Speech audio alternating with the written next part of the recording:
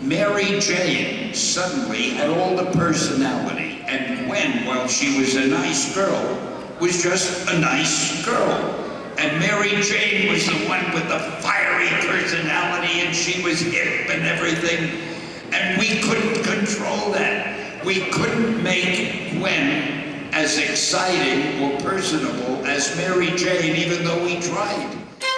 Mary Jane's character originated from a very specific cultural context. It was back in the 1960s during the rise of the American youth counterculture movements, where teenagers began to replace traditional social norms and values with new rebellious standards. Mary Jane is more or less intended to be a representative of this transition. She offered a different type of love interest that contrasted the more conventional values of Gwen Stacy. She partied, she openly displayed interest in Peter Parker, and often held a far more active role in her stories.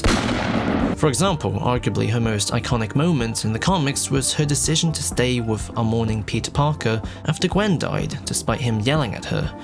Therefore, a modern assertiveness that is innately transgressive is what defines her. But how do you update the character moving forward while preserving the original artistic intent under completely different social circumstances? Considering the fact that young people partying doesn't quite hold the same countercultural connotations as it did decades ago. Especially in Western culture, studies often show that modern kids have started to increasingly drink less. Bourbon or scotch or something like that.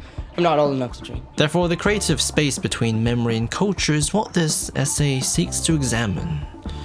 In other words, I'm just gonna go ahead and indulge into some social cultural theory stuff that no one cares about but me. Parker, hello, you're fired.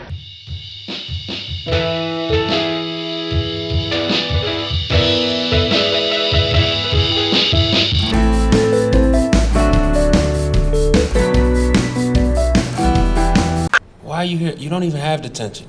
Oh, I know. I just like coming here to sketch people in crisis. There's been currently 2 official live-action adaptations of Mary Jane, the Kirsten Dunst and Zendaya interpretation, and they both carry completely different strategies. Sam Raimi went with the far more direct approach by reinstating as much of the original literal qualities as possible. She's the popular girl acquainted with Aunt May and occupies the same small neighborhood as Peter Parker. Were you listening to that? No. Well, I heard, but I was just taking out the trash. The artistic mechanism used to legitimize this direction comes from the movie's nostalgia-heavy style. So here I am referring back to Wilson Coe's nostalgia essay again. He argued everything about the Sam Raimi direction downplayed its contemporary markers and instead flooded the screen with retro elements like cars, clothes, and even technology in order to encourage the audience to connect with the movie through their own generic memories of the Spider-Man brand. As a result, it's this illusory fairy tale-like quality and direction that makes Mary Jane's late 60s appearance and qualities consistent within the context of the early 2000s. That girl. The girl next door. Mary Jane Watson. Furthermore, this creative attitude also directly impacts the internal themes of Mary Jane's story. Her relationship with Peter Parker is literally framed around nostalgia. In the first movie, she represented Peter Parker's older once prior to the curse of responsibility, because she was the popular girl that he perved over all the time. In the second movie, she's still the same old desires, but now her value has changed, for the reason that she finally moved on without him.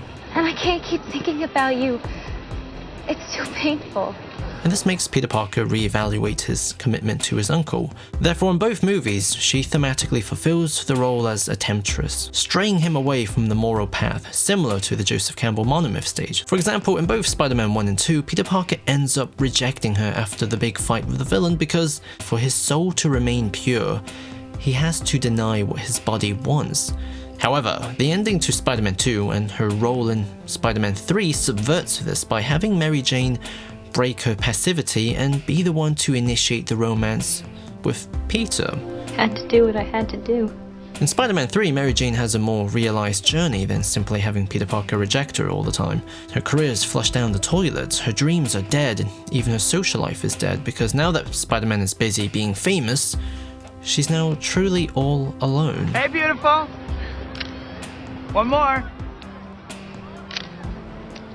Everything okay? Mary Jane's nostalgia is the thing that brings her pain, and it's the pattern that Spider-Man 3 brings forth to give her story a sense of cohesion. Peter Parker originally reflected the thing that she didn't have, a loving upbringing with a passionate family member that believed in her, because in Sam Raimi's interpretation, Peter Parker is effectively an old man trapped in a young man's body. His hair is even like Ringo Bloody Stars. Furthermore, there's a stronger focus on the idea that Peter Parker's primary socialization from two elderly people is also the reason why he's so estranged from the other kids. But it's precisely this isolation that makes him attractive to MJ. I cried like a baby when you played Cinderella. Peter, that was first grade. Well, even so. He fills in an emotional space that was previously not only empty but was raw and aching. However, this also makes the relationship deeply unhealthy. It ruined her marriage. Mary Jane finds it hard communicating with him, and she even gets punched in the bloody face when he's jealous. Oh, she's been going through a tough time lately. Career. I mean, a singing waitress at a jazz club. It's not exactly what she had in mind for herself. When Sam Raimi strips away the nostalgic presentation in his direction, there's a sadness to everything. Mary Jane is presented as a victim of time. Therefore, her arc and the movie's presentation work in harmony to legitimize each other, so this whole myth is given new life as a tragedy about commitment. Except most people don't really like this version of the characters, so the results are kinda dubious.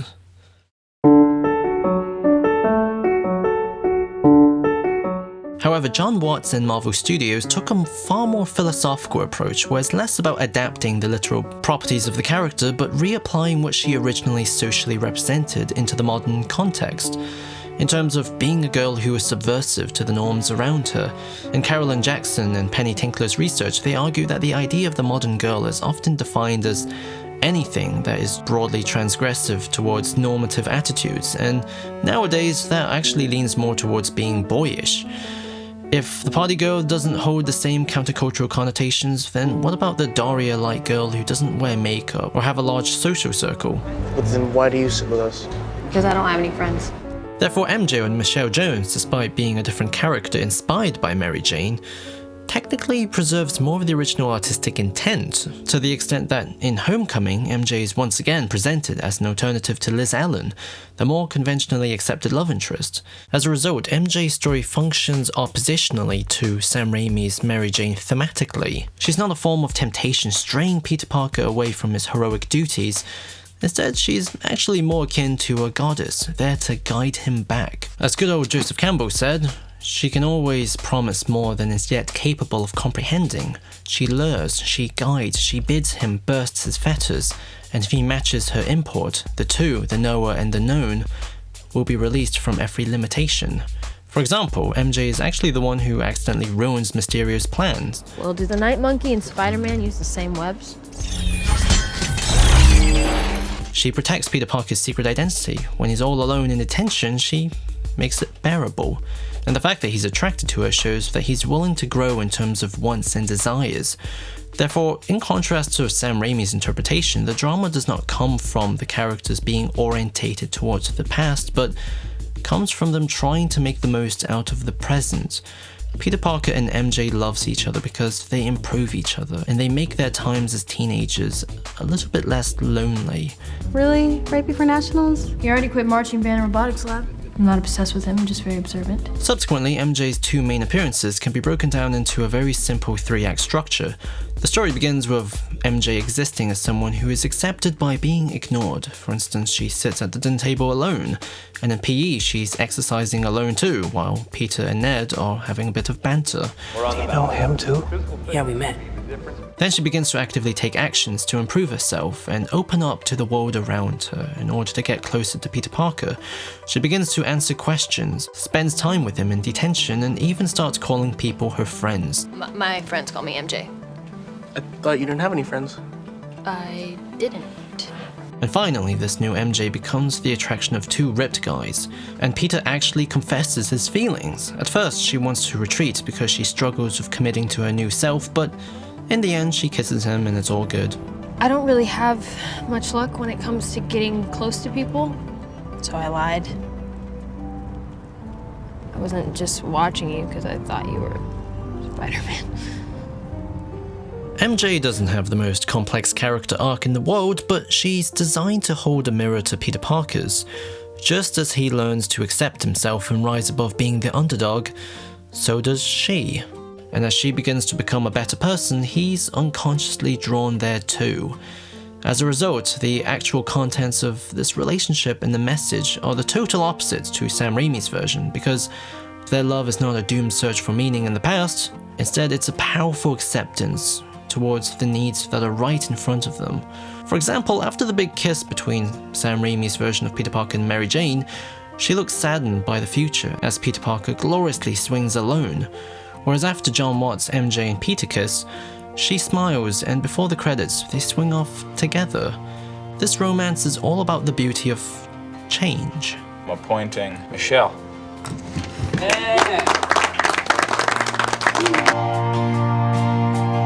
The big difference between the MJs are that Sam Raimi's interpretive philosophy is to bend the modern to the symbol of the old in order to reinstate them. Because just as how we ritualistically hold on to the memories of these characters, the story and world is optimized to parallel this mnemonic process. Who Peter Parker wanted as a teenager is what defines him as a man, whereas John Watts' reimagining is about adapting the character to the modern and preserving not the memory but the logic and experience behind the relatability of these characters. Because the reason why people often love these characters in the first place is because they were relevant to their own social experiences. MJ is about a changing Peter Parker who wants different things as he gets older. Consequently, the original Mary Jane characters kind of become a bit like a Rorschach test. As time changes, social values alters, what is popular or subversive is always swapping around. And the different stories that these two MJs help tell shows us that these changes in culture can be measured through narratives. But hey, that's just a theory. A sociological, cultural, mnemonic, narratological, and discursive film theory. Bye!